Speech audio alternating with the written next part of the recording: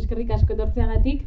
Aldez aurretik, eskerrik asko noski Altsasuko baita arkatzeko Elenari ere, egindako lanarengatik. Haré primero una pequeña presentación de mi padre, de la novela que hoy presentamos, que es Afecto Dominó. Luego le haré unas preguntas y luego dejaré también un poco de espacio para que pregunte el público si quiere.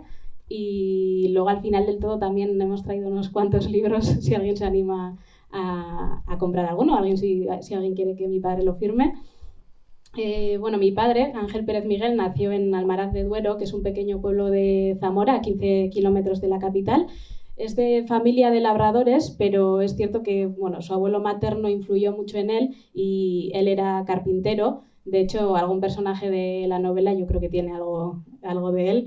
Estudió Filología Hispánica en Salamanca gracias a una beca y una vez terminados los estudios y aprobadas las oposiciones, pues completó las prácticas después de la mili en Peñaranda de Bracamonte, que está a 40 kilómetros de Salamanca, y luego ya obtuvo la plaza definitiva como profesor de lengua y literatura en el Instituto de Vergara. Allí conoció a mi madre, así que un poco por eso estamos hoy aquí. Y nada, después de 8 años en Vergara, pidió traslado a Navarra y ya obtuvo la plaza en el Instituto de Barañáin, donde se jubiló hace 6 años. Hace 3 años presentamos aquí Morir para contarla, que es su primera novela, y hoy estamos aquí para presentar su segunda novela, que es Afecto Dominó. Afecto Dominó cuenta muchas historias, pero yo creo que es justo decir que el protagonista principal es Ramón Llorente, maestro que llegará a un pequeño pueblo de Zamora por circunstancias que no conocemos porque él no habla nunca de su pasado. Ese pueblo es Moralea del Río, conocido para quienes leyeron la primera novela y donde precisamente nos cruzaremos también con algunos de los personajes que aparecen en esa primera novela. Ramón Llorente, lejos de casa, encontrará en Moralea un hogar donde recuperará las ganas de vivir, sobre todo por su profesión, que es la de maestro, como él dice, la más bonita del mundo, pero sobre todo gracias a la bonita amistad que le une con Dionisio, que es vecino del pueblo, labrador, aficionado a la carpintería, pero sobre todo, y aunque no cuenta con estudios académicos, pues un sabio con el que mantendrá interesantes conversaciones. Ramón es un gran aficionado al dominó, tanto en el bar para divertirse como en el aula por su potencial educativo y sobre todo por lo que él repite todo el rato, que es porque impulsa el compañerismo. Y al parecer será él la razón por la que en Moralea del Río sustituyan las timbas de cartas por las partidas de dominó. Entre tanto, a Ramón le ha salido un doble, ese es Romualdo Llamazares, que también es maestro y que cuenta su historia en un programa de radio que se llama Gente que Cuenta, en Radio Zamora, la misma noche que muere el dictador Franco. Romualdo Llamazares nació en un pueblo minero de León, comienza allí su andadura como maestro en la época de la República, pero después por el golpe fascista será represaliado y trasladado forzosamente a un pequeño pueblo fuera de su provincia. También encontramos en la novela a la estudiante de periodismo Marta Turienzo, que escuchará la entrevista por casualidad y con la excusa de que su trabajo de fin de carrera es sobre el magisterio en la Segunda República, pues no podrá evitar lanzarse a una investigación casi obsesiva sobre este maestro, ¿no? Y a ello le ayudará la periodista Pilar Carbajo. Como es de esperar, y he mencionado antes, y además siguiendo un poco una de las reflexiones que hace la novela sobre la literatura y la vida, pues una historia cuenta muchas historias, todas reales y ninguna de verdad, o al revés, y la historia de Ramón es una excusa para hablar de muchos otros temas, sobre todo para reivindicar el oficio de maestro y de maestra. Por un lado, para homenajear a todas esas maestras y maestros de la República que antes, y a pesar de ser represaliados, quisieron ejecutar su labor, ¿no? Y cito en la novela, ayudar a niños y niñas a entender el mundo que les rodea y a cambiarlo si no les gusta. Y por otro, para defender otro tipo de educación, que es la que sale del aula para aprender lo que se necesita fuera del aula y también la que incorpora a gente fuera del aula que sabe más sobre unos temas que el maestro eso, otro tipo de educación. Aquí también es importante mencionar lo importante, ¿no? Lo que reivindica la novela, que es la importancia de la comunidad en la escuela y en el crecimiento, ¿no? De las niñas y los niños. Ese es uno de los grandes temas, pero como intuiréis por el título, el dominó también juega un papel importante. Ya nos avisa la contraportada del libro que en la novela este juego es la excusa para reflexionar sobre la complejidad de la vida, ¿no? Porque el dominó viene a ser pues, una metáfora de la vida. Y nada, esto es lo que os quería contar de antemano. Ahora ya mi padre explicará muchísimo mejor la novela, que para algo la ha escrito él. Así que kaixo aita. Antes de meterme más en profundidad, quería preguntarte por tu proceso de escritura, ¿no? Esta es tu segunda novela y, si no me equivoco, el argumento de la primera, que es Morir para contarla, lo venías rumiando desde hace mucho tiempo, ¿no? No sé si en este caso ya tenías clara la historia o cuándo tuviste claro la historia que querías contar. Bueno, después de la presentación que ha hecho Itziar, no hace falta ya que leáis la novela, porque ya lo ha contado ella todo. Bueno, buenas tardes, gracias por haber venido. ¿Cuándo lo tuve claro? Cuando puse el punto final. Hasta que no puse el punto final no tenía claro definitivamente de qué iba a ir, porque en el proceso de escritura se produce un milagro. Los que hayáis escrito alguna vez, eso está claro, que es que los personajes van por donde ellos quieren. Al final la novela te la escriben ellos. Me parecía que lo tenía claro cuando empecé a escribirla, porque en la primera empecé sin un plan muy concreto, aunque sí sabía lo que quería contar, y cuando llegué a la página 10 ya lo había contado todo. Y entonces tuve que pararme, replanteármelo, hacerme un planning, y en esta pues me parecía que había aprendido, me hice todo un plano, todo con los capítulos. En este capítulo contaré esto, en esto, de esta forma, pero al final lo que ha salido no se parece en nada, pero absolutamente en nada, a lo que yo había planificado, porque, como os digo, los personajes han ido por donde ellos han querido. Para que os hagáis una idea, y no quiero extenderme mucho en esta primera pregunta, yo la idea que tenía era escribir 10 o 12 cuentos que se relacionaran entre ellos, que estuvieran insertos en una historia global, y de eso la novela no ha quedado nada. Para que se cuenten cuentos unos a otros, tengo que colocarlos en algún sitio público. Digo, si en la primera novela ya aparecía el bar de Salva, pues qué mejor sitio. Y se juntaron, pero el maestro, uno de los que se iban a contar los cuentos, empezó a pedir protagonismo y a decir que él no quería ser comparsa de otras historias, y entonces tuve que volver a pararme y replantear todo, y al final es la historia del maestro. Sí queda algo de los cuentos, pero muy poco, prácticamente nada de lo del principio. O sea que no lo tuve claro hasta el final, y creo que cualquier novela que escriba en adelante no voy a tener claro hasta el final lo que va a ser la novela, porque los personajes y la historia te van llevando. Eso tiene sus ventajas, porque te escriben la novela ellos, pero tiene la desventaja de que tienes continuamente que volver a escribir otro borrador, a replantearlo, etc.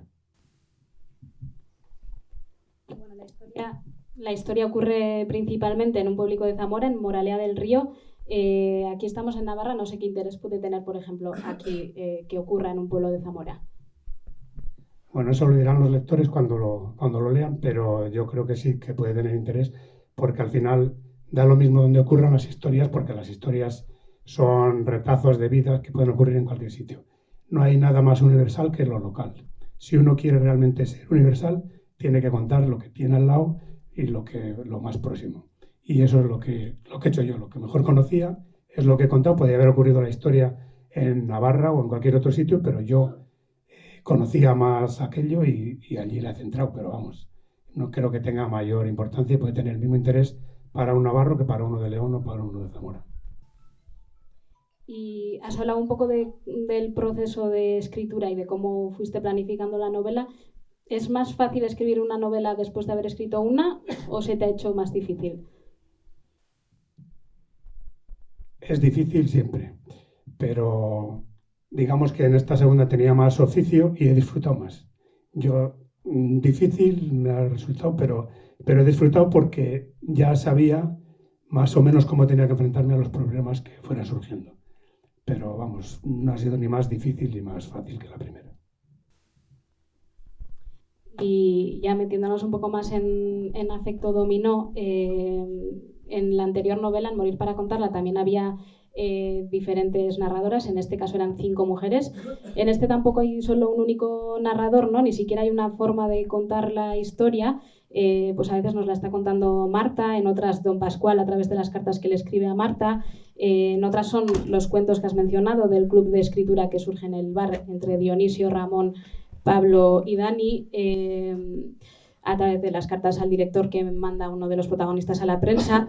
No sé cómo te has arreglado para estructurar la historia y cómo has conseguido mantener esa coherencia teniendo diferentes narradores y narradoras. Bueno, hay diferentes narradores, pero la narradora principal es Marta Turienzo, que es una mujer, casualmente como en la primera, que eran 5 mujeres.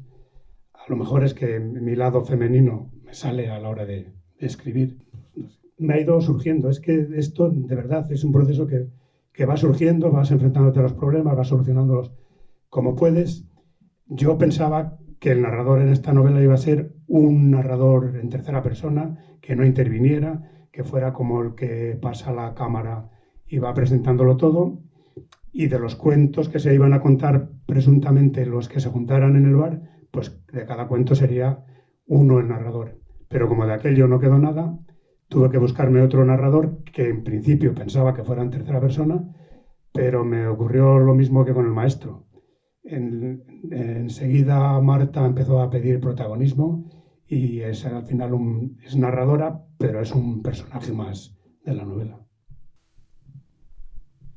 En Morir para contarla creo que ya te lo dije, que me gustaban mucho cómo hacías las descripciones. En esta creo que además lo has desarrollado todavía más.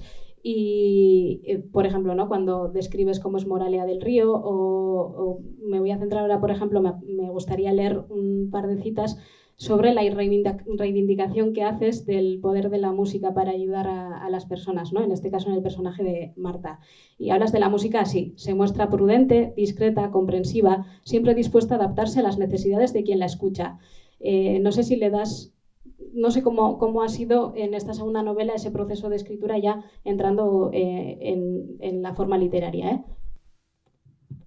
Es curioso porque en la primera novela mucha gente me comentó que le habían gustado mucho las descripciones, y en esta los que lo han leído también, y yo sigo pensando que yo no sé describir, pero lo digo en serio, que no es desde luego mi fuerte. Me cuesta mucho describir, me encuentro más cómodo en la narración, pero realmente cuando me comentan, sí que me comentan que le gustan mucho las descripciones. Yo no lo sé, supongo que será porque como no me encuentro cómodo, lo trabajo mucho más y lo corrijo y lo reviso y lo vuelvo a mirar, pero no encuentro ninguna explicación. De todas formas, gracias por haberte gustado. Y luego hablaremos del contexto histórico, pero me gustaría preguntarte por el trabajo de documentación, porque me da la sensación de que te has tenido que documentar bastante, no solo en los sucesos políticos, también, por ejemplo, en un capítulo que es sobre la doble blanca o la blanca doble, que es una de las fichas de dominó, y hablas de cómo se denominan las fichas de dominó, por ejemplo, en diferentes países de Sudamérica. No sé, ¿te ha llevado mucho tiempo documentarte? Bueno, mucho tiempo no. Lo que no sabía me lo inventaba y no hay problema en eso. Pero sí, es un proceso, pero vamos, es que yo tampoco sé documentarme o no me encuentro tampoco cómodo ahí. Pues he mirado un par de libros, pero no más de un par de libros. Y luego lo del dominó, es que salvo esos nombres que sí que busqué en algún artículo en internet para ver cómo se trataba el dominó en otros sitios, pues me lo conocía porque allí, como en el pueblo donde nací, solo juega la gente al dominó. Es una cosa incomprensible, que entre otras cosas por eso escribí esta novela, porque es que no puedo entender que no juegue nadie a las cartas. O sea, vais allí y está todo el mundo jugando al dominó, hay 7 o 8 partidas de dominó, y a las cartas no juega nadie más que en el verano los vascos que van a jugar y juegan al mus. Pero no, es que no juega nadie más que al dominó. Y entonces yo procuro, a donde quiera que voy, a hacer lo que veo, y entonces allí voy y juego al dominó con los paisanos y me conozco bastante bien los trucos y refranes y tal, o sea, que tampoco necesito mucha documentación. Y lo de la República es un periodo de la historia que siempre me ha fascinado, y la educación, por supuesto. Entonces, muchas cosas pues me las sabía, aunque he tenido que volver a consultar, y sí que he mirado algunos libros de las luchas mineras pero vamos, tampoco mucho, no es que me haya costado mucho. Lleva tiempo, pero no mucho. Que, por cierto, el capítulo de la Blanca Doble es muy divertido. O sea que, a pesar de lo que cuenta el libro, que es duro, hay bastante humor también. Pero ya que has mencionado la Segunda República, bueno, hay diferentes referencias literarias, sobre todo el Quijote, también el Lazarillo de Tormes y otras, Machado, por supuesto. Pero quería preguntarte por Alejandro Casona, que era un escritor, dramaturgo y fue una figura importante en las misiones pedagógicas. ¿Quién era Alejandro Casona y qué fueron las misiones pedagógicas? Bueno, la Segunda República, como sabéis, dedicó mucho tiempo y mucho esfuerzo a la cultura, y entre otros organismos pues se fundaron las misiones pedagógicas, que era una institución que dependía del Ministerio de Instrucción Pública, o sea, no era una cosa privada, era una cosa pública que dependía del Ministerio, y tenía como objetivo ir por los pueblos y llevar la cultura a los pueblos más pequeños y más desheredados de España, ¿no? Pues entre otras cosas crearon 5.500 bibliotecas en pueblos de menos de 5.000 habitantes, hicieron más de 7.000 actos en pueblos mismo, tenían distintas secciones dedicadas a museos, por ejemplo, al teatro, al cine, a las bibliotecas, y Alejandro Casona fue uno de sus impulsores y uno de los que más intervinieron en llevar la cultura por los pueblos. Él era maestro y inspector de enseñanza primaria, estaba muy comprometido con la República, pero era un moderado, y muchos de la República, pues, más radicales, lo consideraban moderado, y al final pues en la novela se cuenta un acto que tuvo en León y que tuvo que salir por pies, pues porque hubo revueltas y tal. No sé si quieres que amplíe más, pero no creo que sea necesario. Y vamos ya con uno de los grandes temas de Afecto Dominó, que, como ya he dicho, es la absoluta reivindicación de la labor de maestros y maestras. ¿Por qué lo has querido hacer? ¿Qué significa para ti su labor? Yo soy lo que soy por los maestros que he tenido. He tenido, afortunadamente, muchos buenos maestros y muchos buenos profesores, y lo que más me han enseñado es a querer aprender, y es lo que creo que tiene que hacer un maestro, y es lo que reivindico, que el alumno tenga curiosidad y tenga necesidad de aprender, y aprende solo, o sea, vamos, aprende solo, no aprende solo, pero en la novela se dice y se defiende que nadie enseña a nadie, que todos aprendemos juntos, que el que más aprende es el maestro, y desde luego yo, siendo profesor, eso es lo que he hecho, el que más he aprendido he sido yo. Y eso, así es como concibo yo la enseñanza, y desde luego esto es un homenaje a los maestros de la República, pero mucho más amplio, a todos los buenos maestros que he tenido. Y has mencionado un poco cuál es tu visión del magisterio. En el libro también se reivindica bueno, pues otra manera, ¿no?, de ejercer la instrucción pública, como la llama Ramón. ¿Qué significa esto? ¿Cómo entiende él su labor? Y entiendo que tú estás de acuerdo con el protagonista, ¿no? Bueno, la instrucción pública la llama don Ramón, y la llamaban entonces todos, porque el ministerio se llamaba Ministerio de Instrucción Pública. Hombre, un autor no tiene por qué estar de acuerdo con sus personajes siempre, y de hecho yo no estoy en todo de acuerdo con don Ramón, pero más o menos en la idea que tiene con don Ramón y con don Romualdo, porque tú no haces más que citar solo a don Ramón, pero en la novela hay dos maestros, que son don Ramón y don Romualdo, y tiene tanta importancia uno como el otro. Y entienden más o menos de forma parecida o idéntica la educación, y así es como la entiendo yo también. En la novela se repite muchas veces un proverbio chino, que es que para enseñar a un niño hace falta toda la tribu. Y efectivamente yo creo que para enseñar a un niño o a un adolescente hace falta toda la comunidad, no solamente los maestros ni los profesores. Si no estamos toda la comunidad enseñándolos, o tenemos posiciones diversas, bueno, no diversas, sino contrarias, y pues que lo puedan volver loco, esa es la mejor educación. Y por otra parte, en la novela se defiende también, se dice en muchas ocasiones, que un maestro es todo el que tiene algo que enseñar, y don Ramón, una de las revoluciones que hace en el pueblo es que todo el que tiene algo que decir lo lleva a la escuela. Que uno sabe manipular o hacer cestos con mimbre, pues va a la escuela y les explica a los niños cómo se hacen los cestos con la mimbre. Que una señora sabe hacer arroz con leche con la receta de la abuela, pues va a la escuela y les explica cómo se hace el arroz con leche. Y así es como yo entiendo la educación. Tiene que intervenir toda la tribu. ¿Y cómo ves la educación hoy en día? Porque no sé si sigue mucho, ¿no? No sé si va mucho en esa dirección de la que tú hablas.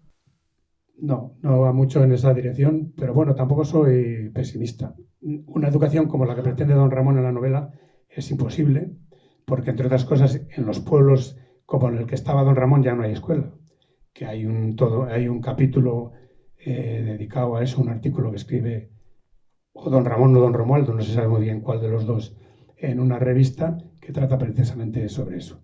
En los pueblos pequeños no hay escuelas y en los pueblos grandes o en las ciudades es mucho más difícil que intervenga toda la comunidad, que el que sabe algo vaya a contarlo a la escuela, porque se ha profesionalizado mucho y si no se paga no se hace nada. Entonces hay muy pocas ocasiones en las que uno que sepa algo tiene cabida en la escuela para ir a enseñarlo de forma gratuita y desinteresada. Así que eso es muy difícil, pero bueno, yo creo que se pueden buscar las vueltas y sí que puede intervenir de otra manera la comunidad, que para mí es imprescindible. Y hablando de la escuela, de la educación, te quería preguntar, porque hablando de los beneficios del dominó, Ramón dice que las matemáticas y la lengua son las dos materias más importantes que ha de trabajar un estudiante de cualquier edad. Dices que no estás en todo de acuerdo con tus personajes, no sé si con esto estás de acuerdo y si es así, ¿por qué? No estoy de acuerdo en esto con don Ramón y yo creo que él tampoco estaba de acuerdo consigo mismo. Él decía eso porque era lo que tenía que decir, porque oficialmente siempre han sido las dos materias más importantes, pero yo desde luego no lo creo. Yo he sido profesor de lengua y en todas las reformas educativas siempre se aumentaban las horas de lengua. Si había 4 horas en un curso de bachillerato, hacía una reforma y se ponían 5 horas.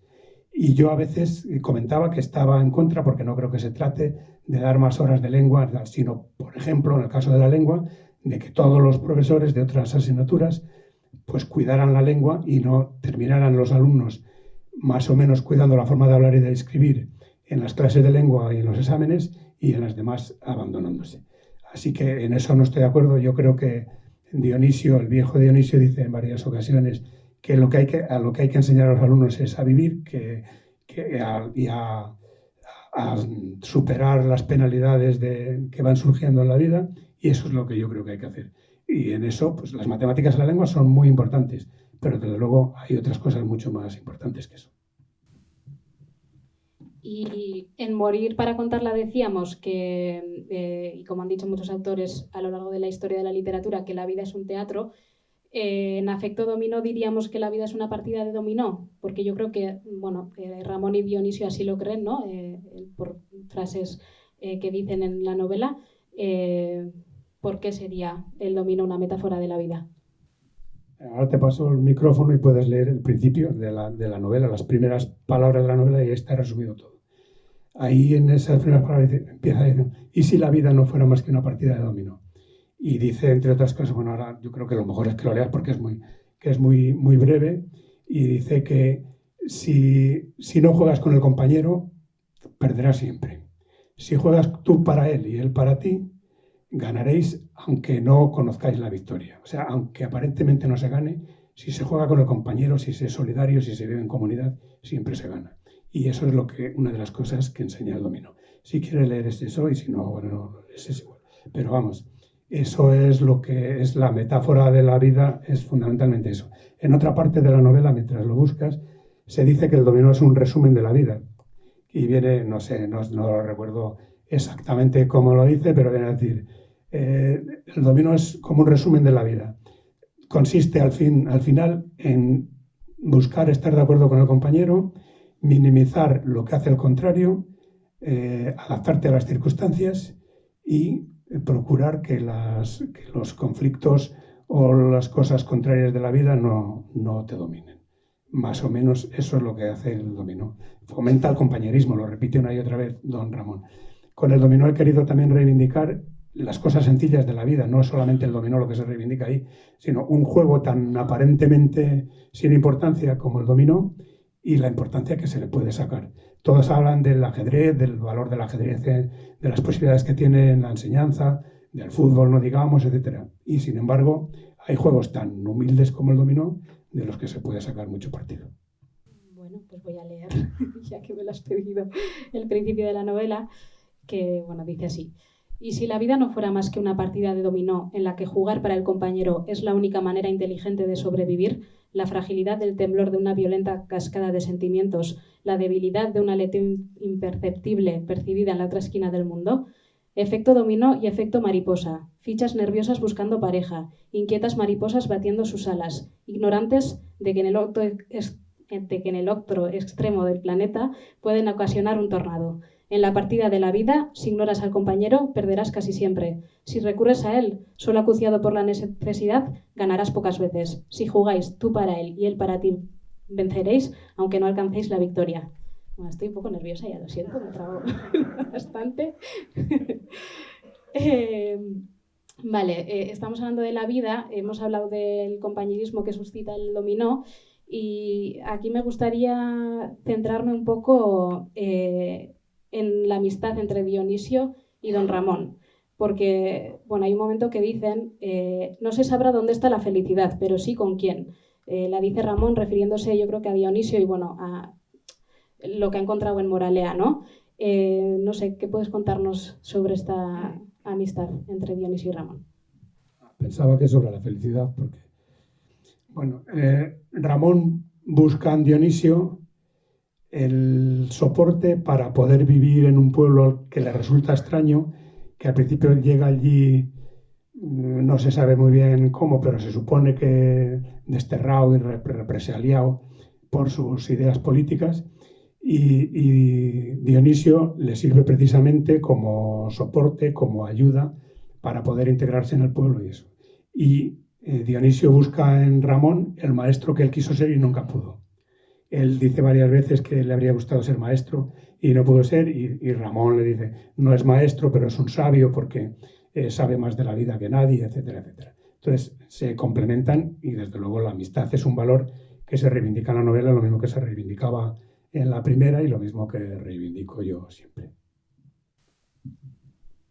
Vale, y antes de seguir, también me gustaría pararme un momento, porque la represión, bueno, tuvo muchas caras durante el franquismo y en la novela se ven, pero también contra la lengua, ¿no? Aquí en Navarra, por ejemplo, contra el euskera, pero en Afecto Dominó también vemos cómo en los pueblos, en este caso pues de Castilla y León y de Zamora, también se reprimían el habla del pueblo, ¿no? Y la utilización de localismos, y yo creo que tú haces una defensa de ellos, ¿no? Una reivindicación.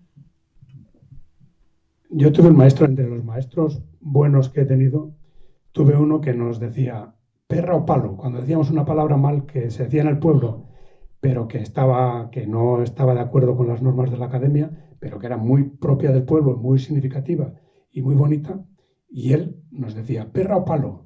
Y si, como no teníamos perra, pues palo, poníamos la mano y con la regla nos daba para que no volviéramos a decir nunca esa palabra. Y eso se refleja ahí en la novela. Y eso es ir contra la lengua, es ir contra la esencia de cómo se hablaba en el pueblo, de cómo se expresaban en su lengua, que era la que ellos habían utilizado siempre y la más expresiva, y que eso, hombre, no es comparable aquí con la persecución que hubo durante el franquismo y más del euskera, pero también es otra represión de la lengua. Y bueno, Ramón en la escuela, con ayuda de los alumnos, está completando precisamente un diccionario del habla de Moralea, del pueblo, que ya cuenta con más de 2000 palabras, y aquí creo que Ramón tiene algo que ver contigo, ¿no? No sé si quieres adelantar algo de lo que estás haciendo. No, ya está hecho. Ya hace una semana que le mandé al alcalde el libro con un estudio de la lengua del pueblo para que hagan con él lo que quieran. O sea que ya está terminado, sí. Me ha llevado 40 años hacerlo, pero vamos, porque he ido apuntando palabras que oía en las conversaciones y tal. Luego he hecho pues un estudio lingüístico y de los topónimos, de los nombres de los términos municipales, y lo he escrito en un libro que será el siguiente libro que se publique, pero bueno, que se publicará allí solamente local. Y vamos ya brevemente, aunque sea con el contexto histórico. Es verdad que has dicho que estoy todo el rato hablando de Ramón, pero hay otro maestro en la novela, que es Romualdo Llamazares, es de León, de un pueblo minero. Un pueblo minero donde, claro, la muerte está muy presente por las condiciones tan extremas, ¿no?, en las que trabajan los mineros. ¿Por qué has querido hablar de ello? Pues por nada especial. Yo tenía que ir buscando cuando decidí que los maestros, o por lo menos uno de los maestros, ya lo veréis porque no puedo adelantar nada, fuera un maestro de la República, pues tenía que ser un maestro represaliado porque casi todos los maestros, bueno, casi todos, no, todos los maestros de la República fueron represaliados y tenía que buscarle un lugar y entonces me fue surgiendo también. Y lo situé en Pueblo de León porque en León hubo mucha represión, hubo mucha más represión que en otras zonas de España. Bueno, hubo mucha también en Cataluña y tal, pero en León y expresamente en la zona minera hubo mucha represión, hubo muchos maestros represaliados y había mucho material ahí del que echar mano.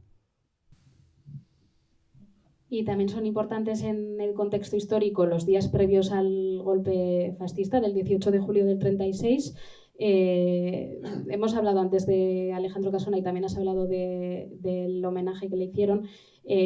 También me interesa un suceso que relatas que yo no conocía, que es la huelga de los cursillistas del 36. No sé si nos puedes contar quiénes eran. Bueno, no tiene mayor importancia, ¿eh? Los cursillistas del 36, o sea, creo que había dos formas de ingresar en el cuerpo del magisterio. Una era 3 años de estudios y terminados los 3 años y aprobaban, pues eran ya maestros. Y otra, había una posibilidad que yo lo comparo un poco con lo de ahora de mayores, para mayores de 25 años de la universidad, que era que haciendo unos cursillos, hacían un examen y si lo aprobaban, pues ya podían entrar en el cuerpo de maestros. Entonces los cursillistas, casualmente el día que le hicieron el homenaje a Casona en León, el 16 de julio del 36, había el examen y se estaban examinando en toda España 6.000 no, muchos más cursillistas de esos para 6.000 plazas. Y hicieron huelga, hubo 6.000, creo que, bueno, no sé, no recuerdo el número ahora, pero bueno, que hicieron huelga y no entraron a los exámenes. Pero bueno, los que aprobaron esos cursos ingresaban en el cuerpo de maestros, pero hubo muchos que fueron represaliados y no se lo reconocieron. Y no se lo reconocieron hasta el año 77. En el año 77 salió un decreto reconociendo a aquellos maestros cursillistas o a los otros maestros que no eran cursillistas pero habían sido represaliados y le reconocieron pues todos los derechos que tenían por ser maestros. Pero estuvieron desde el 36 y el 37, que creo que fue el último examen de los cursillistas, hasta el 77 sin reconocérselo a muchos. Y en la novela también se habla de la despoblación, aparecen varios artículos de opinión, por ejemplo, en contra de la concentración escolar. Aparecen mucho también, bueno, los veraneantes que antes también has mencionado, que jugaban al mus en el bar de Salva, que al final eran, bueno, aquellos que emigraron, ¿no?, jóvenes a Bilbao, por ejemplo, a Cataluña también, en busca de un futuro más amable que les proporcionaba el campo. Y he mencionado los artículos de opinión que hablan, bueno, que en este caso el maestro, ¿no?, está en contra de la concentración escolar, que fue la concentración escolar.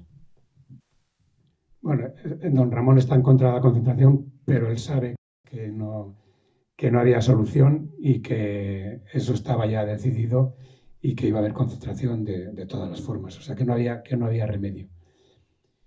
Yo ahí tengo opinión encontrada, incluso conmigo mismo, no lo tengo muy claro, pero bueno, ahora es imposible que ese problema se plantee porque aunque en los pueblos pequeños se sigue, en muchos pueblos que no hay escuela y se sigue reivindicando, pero ahora ya se asume que los colegios están en los pueblos grandes, en las cabezas de comarca o en las capitales, y que en los pueblos pequeños, si hay escuela, pues es para 4 o 5 alumnos o 10 que pueda haber, pero vamos, casi como un favor que se le hace al pueblo. Las concentraciones eran eso, era que los pueblos pequeños dejaban de tener escuela y entonces todos esos iban a la cabeza de comarca o a la capital, se llamaban centros rurales agrupados o algo así, por lo menos en Castilla. Decían que para ahorrar costes, para Y bueno, pero en realidad era una manera de ir despoblando más todavía las localidades pequeñas. Y bueno, yo creo que con eso se perdía mucho, porque se perdía precisamente ese contacto de toda la comunidad con la escuela, eso de que todo el mundo pudiera ser maestro por un día explicando en la escuela aquellas cosas de las que sabía, etcétera. Pero no hubo otro remedio y ahora ya estamos en otra pantalla. Y Dionisio, el viejo Dionisio, como dices, menciona que bueno, el campo no puede desaparecer, ¿no? Es la despensa, y dice que una de las soluciones puede ser, como en el dominó, asociarse y crear cooperativas. ¿Qué opinas de esto? Sí, esa puede ser una solución. Yo creo que ahora hay pueblos que no tienen solución. Es así de triste y de terrible, pero hay pueblos que no tienen solución porque viven 100 habitantes y 99 son pensionistas, y el número 100 está esperando serlo el año que viene. Y así no se puede llegar a ninguna parte. Yo sí creo una cosa que dice Dionisio y que creo que va a ser verdad, y es que, y se está notando un poco, después de la pandemia se ha visto un poco más claro, y es que la gente va a volver a los pueblos. Pero será un proceso muy, muy largo, y desde luego va a volver a los pueblos, no a vivir como se vivía antes, sino de otra forma. Va a vivir al pueblo, pero igual está trabajando en una empresa de Australia. Con lo cual la situación va a ser muy distinta. O sea, no es comparable con la de entonces, pero yo sí que creo que va a volver la gente a los pueblos. Y antes de ir acabando, quería preguntarte también por la radio, que también tiene cierto protagonismo en la novela. ¿Por qué la has introducido o qué supone para ti la radio?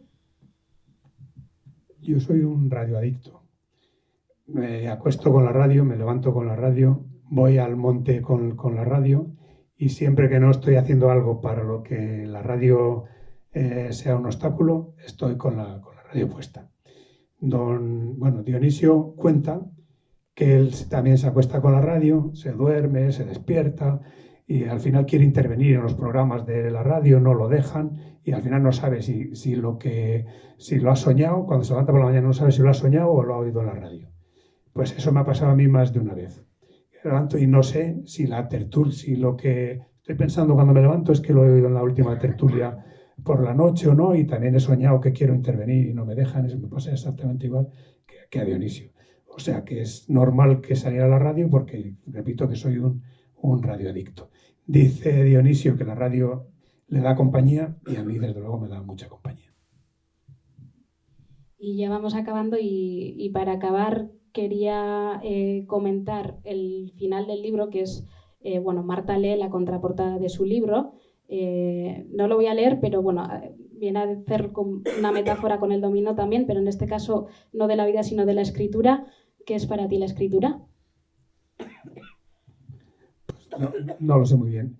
Me alegra que me hagas esta pregunta, aunque ya sé que a los periodistas no os gusta nada que os digan esto, pero no sé qué responderte, porque no sé. Lo único que puedo responderte con toda seguridad es que es una necesidad. Yo no concibo ahora la vida no ahora ni casi nunca, sin la lectura, desde luego, y sin la escritura. Bueno, si me dieran a elegir, me dijeran solo puedes leer o escribir, elegiría la lectura.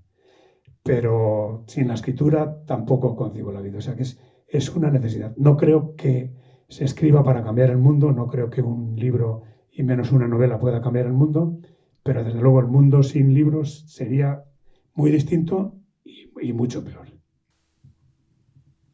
Y escribir es contar historias, y contar también en todas sus acepciones. Tiene mucha presencia en Afecto Dominó, también en Morir para contarla, que aparece en el propio título. Pues contar los puntos del dominó o los cuentos del club de lectura. El programa de radio se llama Gente que cuenta. Y ya para terminar, quería preguntarte por la dedicatoria a Aitza, a tu nieta, porque dice Aitza que todavía no sabe contar, pero es la que más cuenta. Que por cierto, ahora ya sí sabe contar, pero... Sí, ¿qué quieres que te cuente la dedicatoria? Pues si ya la has leído tú, no creo que necesite ninguna explicación. Cuando se la escribí no sabía contar, pero era la que más contaba. Ahora ya sabe contar, sabe contar, tampoco vamos a ponernos estupendos, sabe contar lo que sabe, pero sigue siendo la que más cuenta. con el alma en una nube. Vale, pues ahora ya, si queréis. Y el cuerpo como un lamento. Viene el problema del pueblo. Viene el maestro.